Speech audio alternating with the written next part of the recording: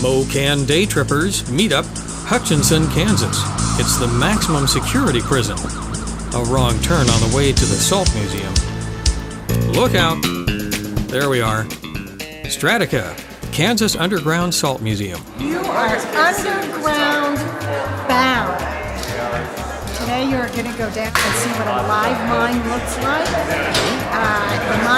The area we're at has been mined out, but we're going to show you the actual equipment. We're going to try to give you a taste of what it was like to be a miner in the 20s, 30s, 40s. And then we're also going to show you actual equipment. We're going to take you out on a train ride, and the conductor, he blows his own horn. What can I say? And then you're going out onto the mine floor on a tram, and they're going to have places that you can stop and see. They'll actually show you stuff that the miners left behind. Because the saying here is, what goes down in the mine stays in the mine. So you have to decide, if you're going to go down in the mine, are you staying in the mine?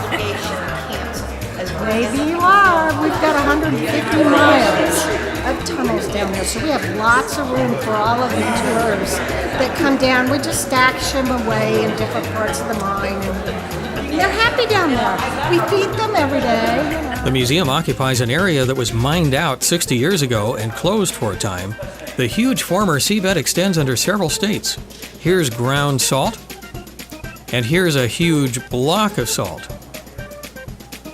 It would take a miner with a pick and a shovel About an hour and a half to load. one of these cars. From 1923 to 1983, the miners used a rail system to transport salt from the mine face to the salt skiff, where it was hoisted topside.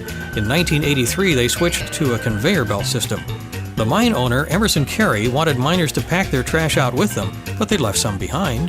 Trash isn't the only thing miners left underground. Apparently, this area was used as a restroom. No fancy porta pots here, and they weren't very careful with the toilet paper either. This is one reason we say, don't lick the salt. Enough of that. Let's get to the good stuff. The gift shop. Just look at the goodies. And Henry and Marilyn. Enough of them. What about souvenirs? Take what you want from the salt pile. It's free. It's corrosive. It'll be here all week. Don't forget to tip your waitresses. What else? Here's a cart of explosives. When the boxes were empty, miners used them to make bulkheads in passageways to block and control airflow. They were also called gob walls. A curtain hangs behind this one. The early curtains were made of gypsum, jute, and wool. The photo on the left shows a gob wall made of red rock, and on the right is a photo of a ventilator used in the mine. Some pieces of the ventilator are still here.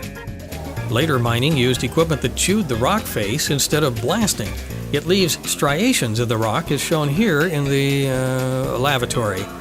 Yes, the tour guide said to be sure to look at the restroom. Hardly anything draws security faster than shooting video in the restroom, unless it's shooting video at the maximum security prison. Now that's about it for the MoKan Day Trippers Meet-up in Hutchinson, Kansas, at Strataca, the Kansas Underground Salt Museum, followed by lunch at the Sirloin Stockade. And a big thank you to organizer Rich Reedy. I'm Don Bishop. See you next time.